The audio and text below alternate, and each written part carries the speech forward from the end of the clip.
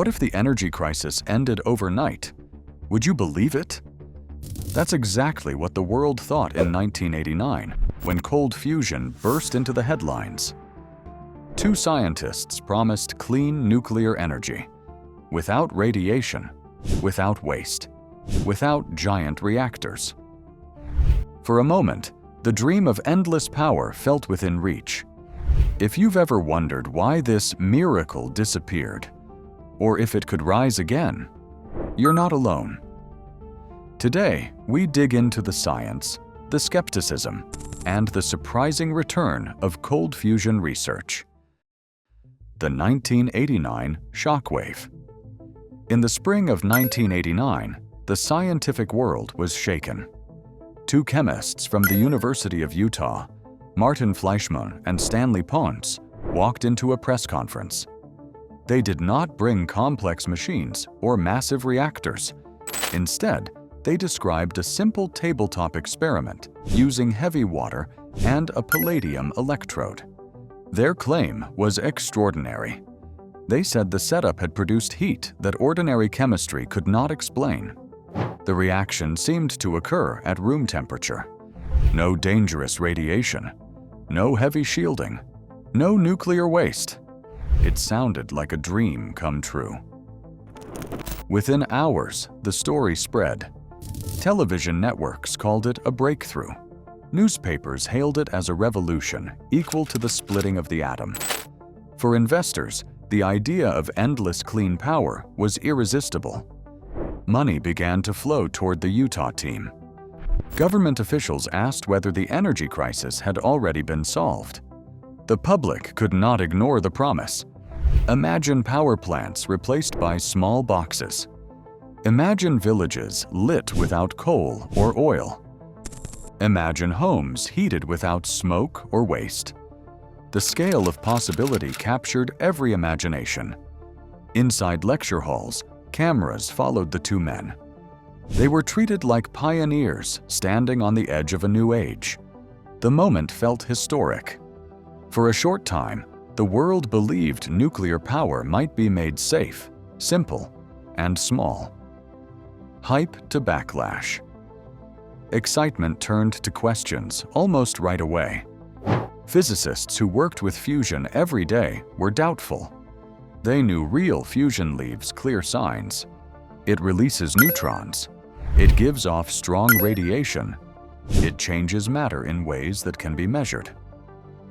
The Utah claim showed none of this. There was heat, but no other evidence. So labs everywhere rushed to test it. Some found nothing at all. Others saw tiny changes that could be an error.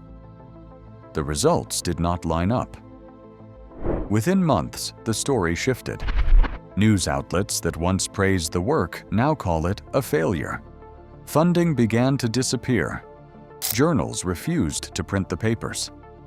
Scientists accused the team of rushing into the spotlight. Cold fusion became a warning about bold claims without proof. The promise collapsed into doubt and ridicule. Why it would change everything. The dream was powerful because the prize was huge. Cold fusion promised energy without smoke, fuel, or waste. No uranium mines, no coal plants, no massive reactors glowing in the dark. Imagine a small unit in a home producing endless heat. Picture hospitals in remote villages powered by a device the size of a suitcase. Disaster zones could light up without waiting for trucks of fuel. Submarines and spacecraft could run for years on light supplies. The materials were not rare. Palladium, nickel, and heavy water were all accessible. That meant nations without oil or gas could still have power independence. Energy wars might fade. Climate goals would become easier. This was the vision that made the world listen. It was not only about science, it was about freedom from old systems. And that is why the idea refused to vanish completely. What is cold fusion/LENR? Traditional fusion happens inside stars. It also happens inside giant machines built by humans. It needs extreme heat, powerful magnets, and endless funding. Even then, most reactors use more energy than they create. Cold fusion is the opposite idea. It suggests fusion can happen in small devices at room temperature. The setup looks almost ordinary. Hydrogen, often heavy hydrogen called deuterium, is absorbed into a metal like palladium. The atoms fill spaces inside the metal lattice. Some scientists think that under special conditions, the atoms move closer together. If they overcome their natural repulsion, they might release heat. In some tests, researchers reported more heat than chemistry could explain.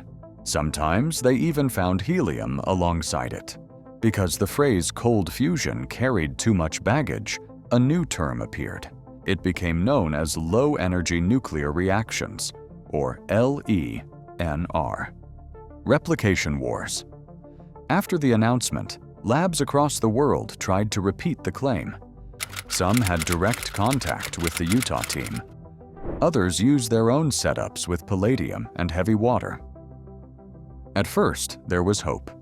A few groups saw small signs of extra heat, but the results were not steady.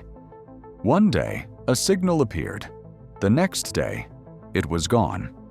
Many scientists reported nothing at all. Some suggested the heat was only a measurement error. Others pointed to missing control tests. Without clear instructions, every team used slightly different methods. That made the outcome even harder to compare. In the end, there was no single recipe. And without a recipe, the trust began to break. Rebranding and quiet persistence. By the early 1990s, the spotlight was gone. Cold fusion was treated as a joke in many halls of science. Yet a small group of researchers refused to quit. They kept working in modest labs. Funding was scarce. Conferences rarely welcomed them. But the experiments continued in silence. To escape the stain of the old name, they chose new words. They called it low-energy nuclear reactions. This term sounded less bold and more cautious. Instead of promising miracles, they spoke about strange signals. Heat that did not fit chemical laws. Helium appeared where it should not. It was no longer a revolution. It was a quiet puzzle. One that some believed still deserved attention. The evidence so far. Across decades, the strongest signal has been heat. Palladium or nickel filled with hydrogen sometimes runs warmer than expected. The amount is small, but larger than chemical reactions can explain. Some labs also detected helium. Others measured faint traces of tritium or shifts in isotope ratios. These signs hint at nuclear changes. Yet the signals are weak and often vanish when repeated. Radiation detectors rarely find anything above background levels. That mismatch makes many physicists doubtful. Heat without the usual nuclear byproducts feels incomplete. Still, the reports keep coming. From Japan to Europe to the United States, small teams continue to record anomalies. No single experiment has ended the debate. But the steady trickle of unusual results has kept the mystery alive. It is enough to prevent the field from disappearing completely. Theories on the table. Many ideas have been offered to explain the strange heat. One path is muon-catalyzed fusion. A muon is like an electron, but heavier. If it replaces an electron, the nuclei move closer and may fuse. The effect works in theory, but muons decay too quickly. Making them costs more energy than the reaction can give back. Another path looks at metal lattices. Palladium and nickel can absorb large amounts of hydrogen.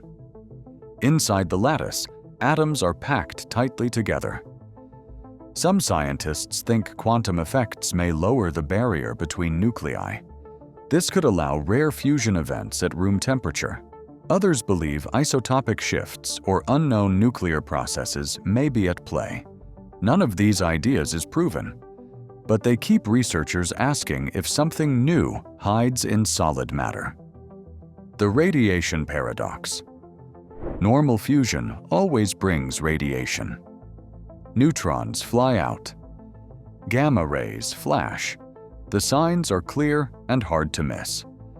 LENR experiments show something different. Heat is claimed, but radiation is missing. Detectors often record nothing beyond background levels. That gap troubles physicists. If the heat is real, why are the nuclear markers absent? If the markers are absent, is the heat truly nuclear? This puzzle remains one of the strongest reasons for doubt. The 2025 reawakening.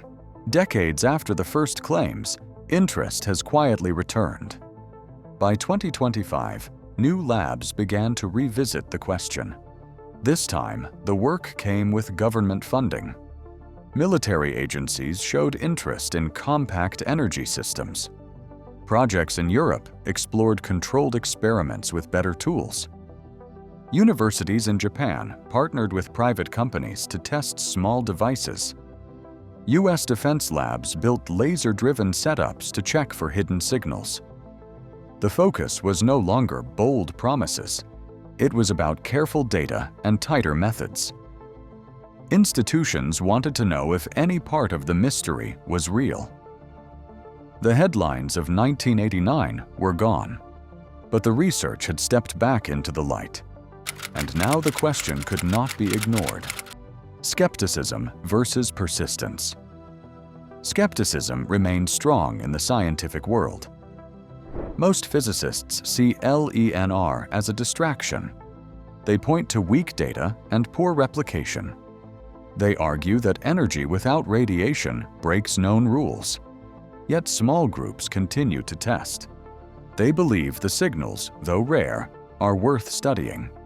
Some say science should not dismiss puzzles too quickly.